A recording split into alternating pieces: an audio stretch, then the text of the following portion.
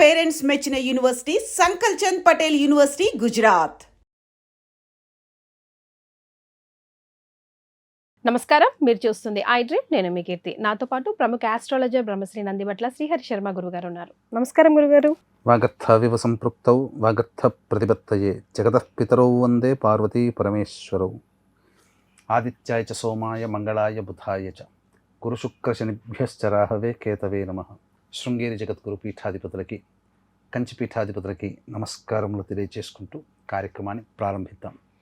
గురుగారు, జూలై మాసంలో మహా అద్భుతమైన రోజు ఒకటి రాబోతోందని, 225 సంవత్సరాలకి కేవలం 8-9 సార్లు ఇలాంటి మహత్తరమైన అద్భుతమైన రోజు వచ్చిందని ఇందాక మనకు మాటల్లో ఆఫ్ ది కెమెరా మాట్లాడుకున్నప్పుడు మీరు చెప్పారు. ఏంటా అద్భుతమైన రోజు, ఏ రోజు రాబోతుంది, ఆ రోజుని మరి మేమంతా సద్వినియోగం చేసుకోవాలంటే ఏం చేయాలో తెలియజేయండి.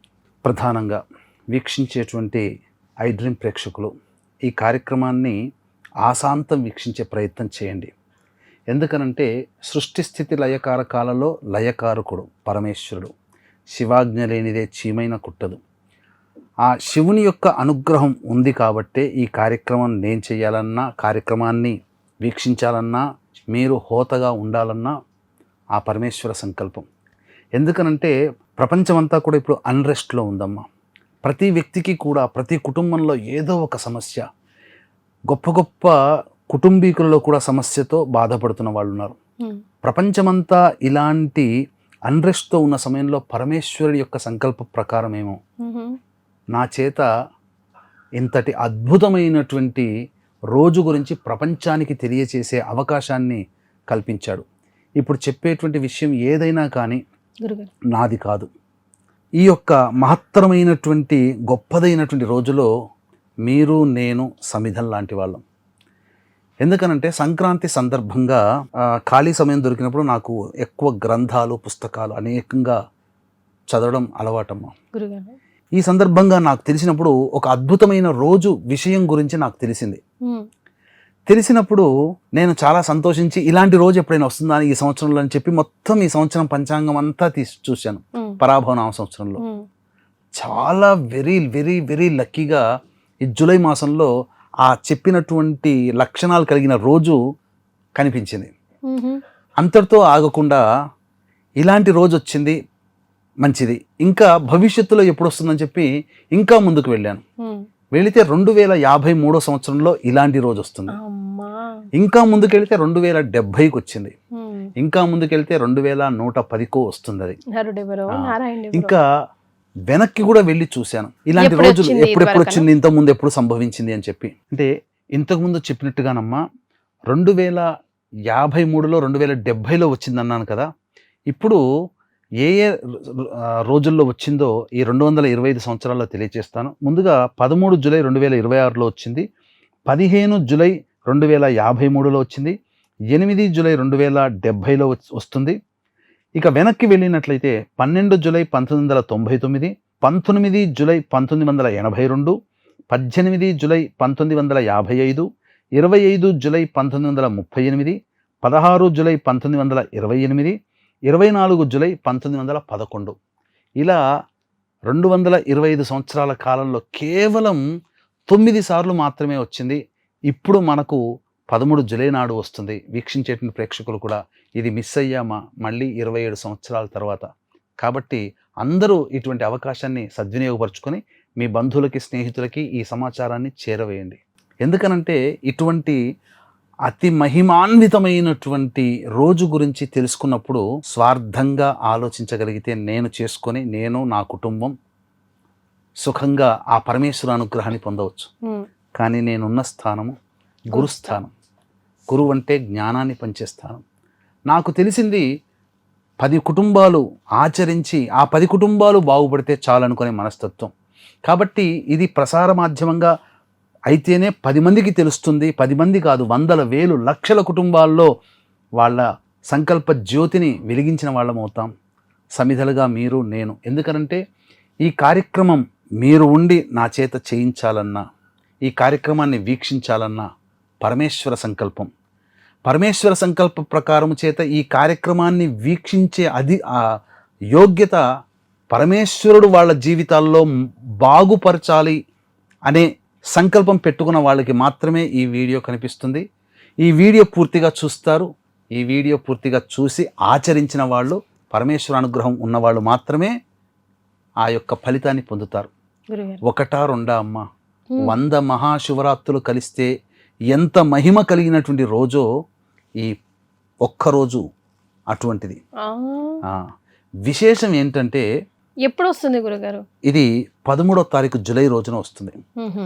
విశేషం ఏంటంటే పరమేశ్వరుని జన్మ నక్షత్రం ఏంటమ్మా? ఆరుద్ర నక్షత్రం. పరమేశ్వరునికి ప్రీతికరమైన రోజు ఏంటి? మహాశివరాత్రి, మాస శివరాత్రి. అలాగే ఏ వారము పరమేశ్వరునికి ప్రీతిగా అభిషేకం చేసుకుంటాం? సోమవారం. ఈ 3 కలిసి వచ్చిన రోజు జూలై 13వ తారీఖు రోజున వస్తుంది. అంతకు మించి ఇంకా అసలు ఎక్కడ 2053 సంవత్సరం వరకు లేదు. కాబట్టి 2053 సంవత్సరంలో ఎవరు చూడగలుగుతారు? 30-40 ఏళ్ల వాళ్ళు చూడగలుగుతారు. 60-70 ఏళ్ల వాళ్ళు చూడలేరు కదా.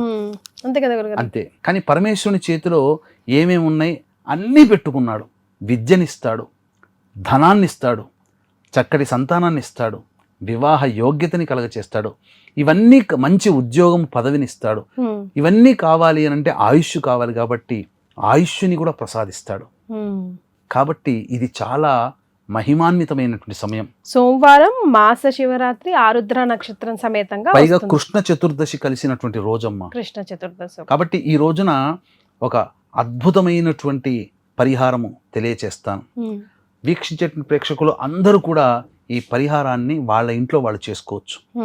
దీంతో పాటుగా అంటే ఇప్పుడు మనం చెప్పే పరిహారము అందరూ చేసుకుంటారు, కానీ చేసే క్రమంలో ఎంతో అంత కొన్ని తప్పులు చేస్తారు. లేదు ఈ పరిహారంతో పాటుగా ఇంకా మనము దైవ పరిహారం చేసుకుందాం అనుకునేటువంటి వాళ్ళు, ఏ సమస్యకైనా మానవ పరిహారము, దైవ పరిహారం ఉంటుంది. మానవ పరిహారం అంటే మనకి మనం చేసుకునేది. దైవ పరిహారం అంటే బ్రాహ్మణుల ద్వారా చేయించగలిగేటువంటిది. దీన్ని దృష్టిలో పెట్టుకునే మన పీఠం ఆధ్వర్యంలో ఆ జూలై 13వ తేదీన అందరికీ మంచి జరగాలి. ఎందుకంటే గత 19 సంవత్సరాలుగా నిజాయితీతో, నిబద్ధతతో అందరూ బాగుండాలనే చిత్తశుద్ధితో అనేక పూజా హోమాది కార్యక్రమాలు చేయించడం జరిగింది. ఈ సందర్భంగా అరుణాచల క్షేత్రంలో కానీ, శ్రీకాళహస్తి క్షేత్రంలో కానీ ఆ జూలై 13వ తేదీన మన పీఠం ఆధ్వర్యంలో ప్రేక్షకుల జాతకరీత్యా కలుగు విద్య, వివాహ, ఉద్యోగ, దాంపత్య, అనారోగ్య సమస్యల నివారణకి, అలాగే మేష, మిథున, కర్కాటక, సింహ, కన్య, వృశ్చిక, ధనస్సు, కుంభ, మీన రాశిలో జన్మించిన వారికి శనిదోష నివారణ.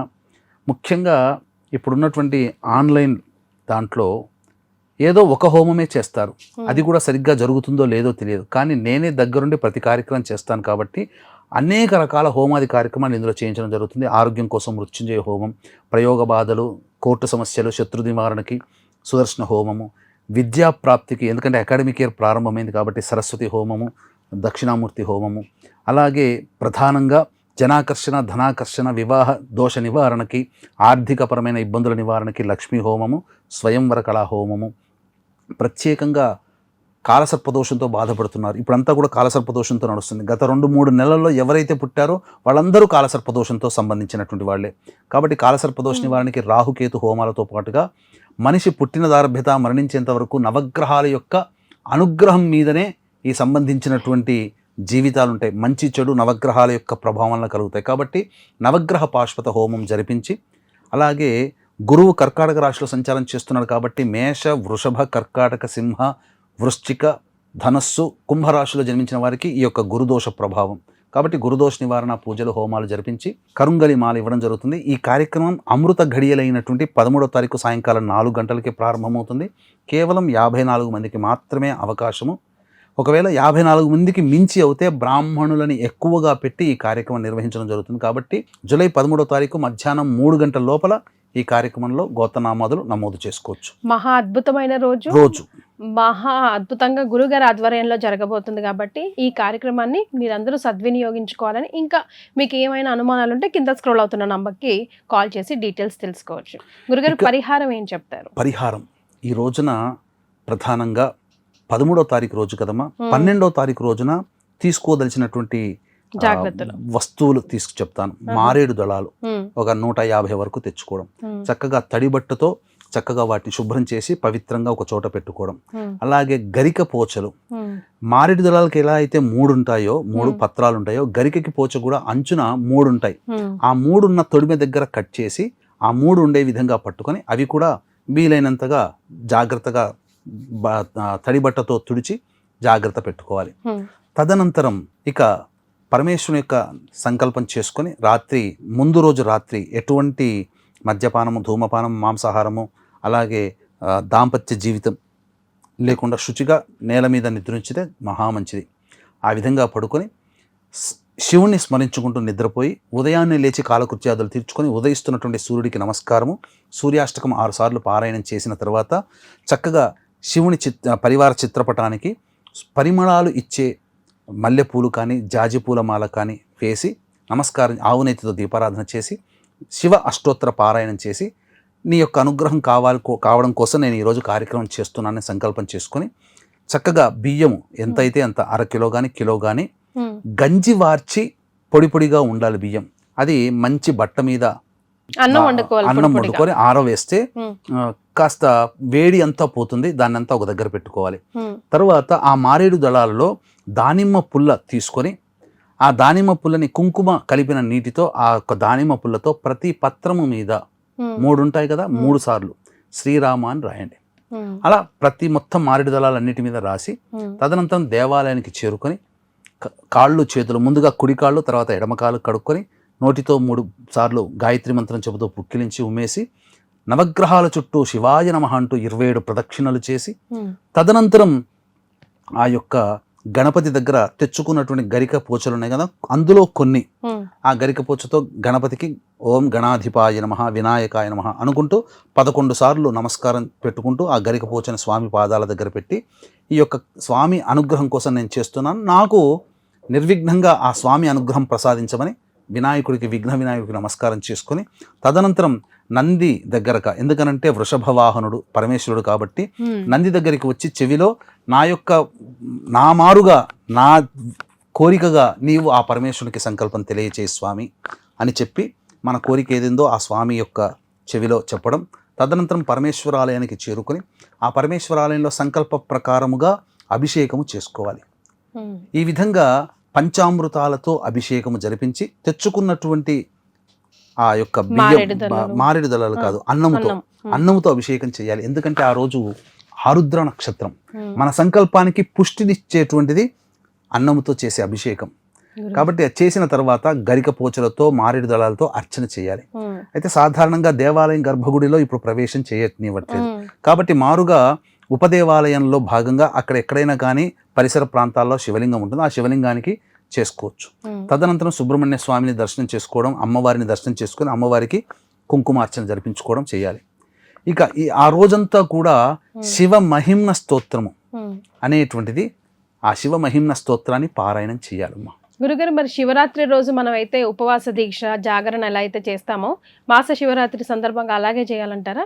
మాస శివరాత్రి కంటే మహాశివరాత్రి కంటే 100 మహాశివరాత్రులతో సమానమైనటువంటి మహిమ కలిగినటువంటి రోజు కాబట్టి ఈ రోజున అవకాశం ఉంటే సూర్యోదయం మొదలు ప్రారంభ్యత సూర్యాస్తమయం వరకు కూడా అందరూ అంటే రాత్రి జాగరణ అలాగే భోజనం ఉండలేనటువంటి వాళ్ళు సూర్యాస్తమయం వరకు అయినా కానీ పండ్లు పాల పదార్థాలు తీసుకొని సూర్యాస్తమయం ప్రదోషకాల సమయంలో తిరిగి శివ అర్చన జరిపించుకొని ఆకాశం గుండా చంద్రుడు కనబడడు కానీ ఒకసారి ఆకాశానికి నమస్కారం చేసుకొని భోజనం చేయవచ్చు.